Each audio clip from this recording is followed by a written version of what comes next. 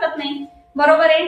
आधी काय पाहिजे मग बेरीज पाहिजे अपूर्णांकाची बेरीज पाहूया. बेरीज यामध्ये पण छेद समान असताना कशी बेरीज करायची, नसताना काय करायचं? काय करणार नाही. छेद जर समान नसला तर समान करून घेणार. आता पाहिलं ना आपण छेद कसं समान करायचा.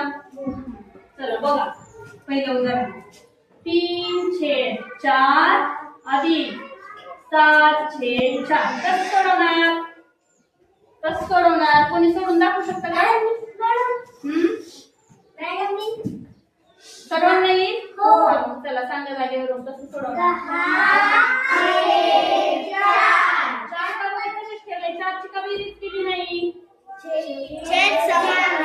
छेद समान आहे आणि जेव्हा छेद समान असतो तेव्हा आपण त्याची बेरीज करत नाही.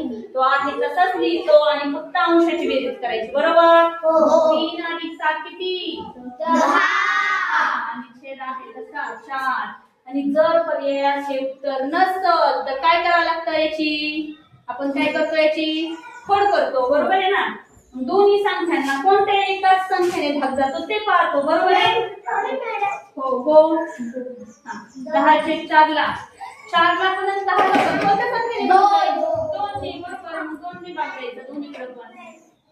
जर हे उत्तर नसेल तर हे उत्तर जर पर्याय नसेल तर कळलं. कधी कधी तुम्हाला पर्याय असं विचारते खालीलपैकी कोणते उत्तर बरोबर येतं? बरोबर. अ व ब का ब व ड. मग त्यावेळेस आपल्याला हे पण माहिती पाहिजे कसं करायचं. हो की नाही? बघा 10 ला 2 ने भाग दिल्यावर किती उत्तर येणार आहे? 5. आणि 4 ला 2 ने भागल्यावरती 2. हे पण उत्तर त्याचं असणार आहे. कळलं? 5/2. आणि पहा आता मग यातून आणखी नवीन गोष्ट शिकायला भेटते आपल्याला. हे जे आपण काढले ना उत्तर ह्या संख्येचं, ह्या दोन्हींना काय म्हणतात माहितीये का? सममूल्य अपूर्णांक. काय म्हणतात?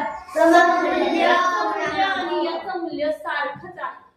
जरी दिसताना ते वेगवेगळे दिसत असते तरी याचं आणि याचं मूल्य काय आहे?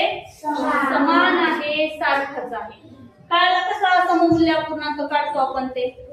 आपल्याला विचारलं पर्यायामध्ये ह्या अपूर्णांकाचा सममूल्य अपूर्णांक कोणता? या अपूर्णांकाचा सममूल्य अपूर्णांक कोणता? तर कसं काढायचा? वरच्या अंशाला आणि खालच्या छेदाला जर समान संख्येने भागले किंवा गुणले आणि जर आपल्याला हे उत्तर मिळालं तर ते अपूर्णांक कसे येतं? सममूल्य. काय म्हणतात त्यांना? सममूल्य अपूर्णांक. किती शिकायला भेटताना एकातले एक सगळं आपण आधी पाहिलंय म्हणून आपण परत सेपरेट ते घेतलं नाही. एकत्रच मी जे सगळे ते तुम्हाला समजून सांगते. बरोबर. आता हे झालं छेद समान असतानाची बेरीज. आता छेद समान असतानाची वजाबाकी घेऊ आपण. बरोबर. हे सममूल्य कळलं का? हो. कंटाळा आलाय का? नाही. बघा छेद समान असताना वजाबाकी 11/12 वजा 9/12. काय करायचं? सांगा छेदात कुणाला लिहू? 12 तसे. बरोबर. एकदा लिहायची का दोनदा? एकदा. आणि वरती 11 वजा 9. छेद समान असलं का फक्त अंशाची बेरीज किंवा वजाबाकी जे काही करायचंय ते करू शकतो आपण. 11तून 9 गेले 2/12. हे उत्तर नसलं तर काय करायचं? ह्या दोन्ही संख्यांना ज्या संख्येने भाग जातोय त्याने द्यायचा भागिले कशाने जाईल सांगा बघा? 2 ने. सॉरी 2 ने भाग जाईल ना. 2 ने 2 ला भाग दिला काय तरी 1. बरोबर आहे. तुम्हाला जर इथं भागाकार करता येत नसेल तर तुम्ही सेपरेट असं मांडू शकता. बरोबर. 12/2. मग 12 आहे सॉरी 12 आणि फक्त बाकी शून्य आली पाहिजे अशा संख्या घेता येतात. कसं इथं पूर्ण भाग गेला पाहिजे निश्चय. कळलं? 12 ला 2 ने भागलं काय उत्तर आलं रे मग? 6. आणि आता मग यात मला सांगा बरं सममूल्य अपूर्णांक कोणतं होतं?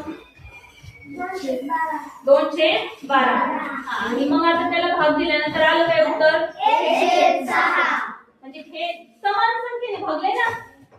मग समान संख्येने भागल्यावर जे उत्तर मिळतं आपल्याला ते काय असतं? सममूल्य असतं. याच्या सममूल्य हे 2/12 चा सममूल्य अपूर्णांक कोणता रे मग? 1/6. सममूल्य पण कळालं आणि हे उत्तर नसेल तर ते उत्तर कसं काढायचं ते पण कळालं. दोन्ही कळालं. आता बघा छेद समान असतानाच कळालं, पण छेद समान नसतानाच काय करायचं, आपण छेद समान करायला शिकलोय ना.